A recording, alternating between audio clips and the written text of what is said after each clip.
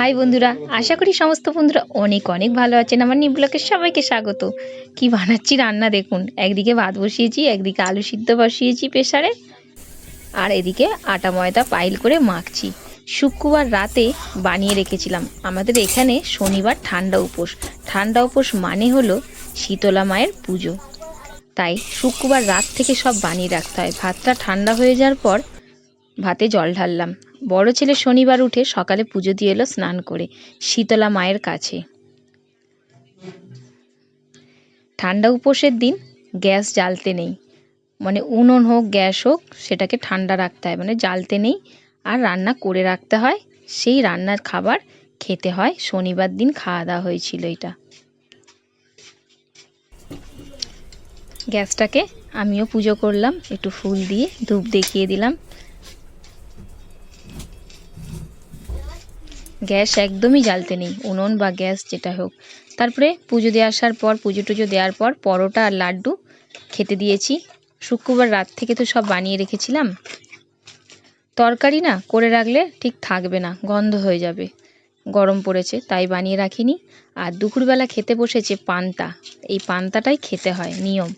আলু সিদ্ধ মেখে দিয়েছি আর চপ, সঙ্গে নিয়েছে পাকা আম। শনিবার যেহেতু আমি ভাত খাবো না, দুই ছেলেকেই খেতে দিয়েছি। আর বড়মশাইও পান্তা নিয়েই ডিউটি গেছে।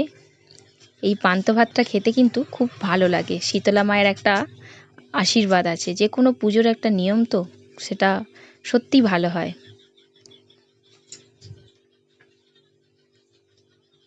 ছোট ছেলে প্রথম বলেছিল খাবো না, এত ভালো লেগেছে, খুব মজা করে খাচ্ছে।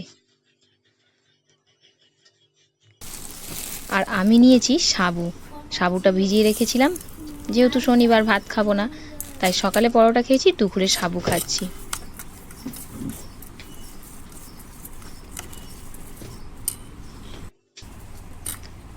পাকা আম দিয়ে সাবু মেখে খাবো, খুব ভালো লাগে খেতে।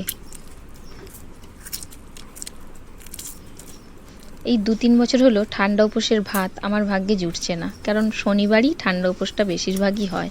শুক্রবার রান্না করতে হয়, শনিবার খেতে হয়। শনিবার ভাত খাই না বলে আমার ভাগ্যে আর জোটে না।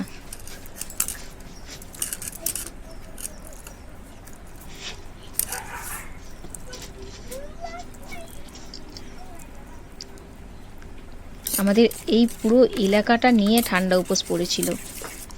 অনেক, মানে বাপের বাড়ির দিকেও ঠান্ডা উপোস। আর রাতে খাওয়া হয়েছিল দই, মুড়ি, মিষ্টি। চিড়ে দিয়ে দই খাওয়ার নিয়ম, কিন্তু বড়মশাইয়ের চিড়ে পছন্দ না, তাই মুড়ি, দই, মিষ্টি বড়মশাই খেলো, আমি শুধু মিষ্টি খেলাম, ছেলেরাও তাই খেলো।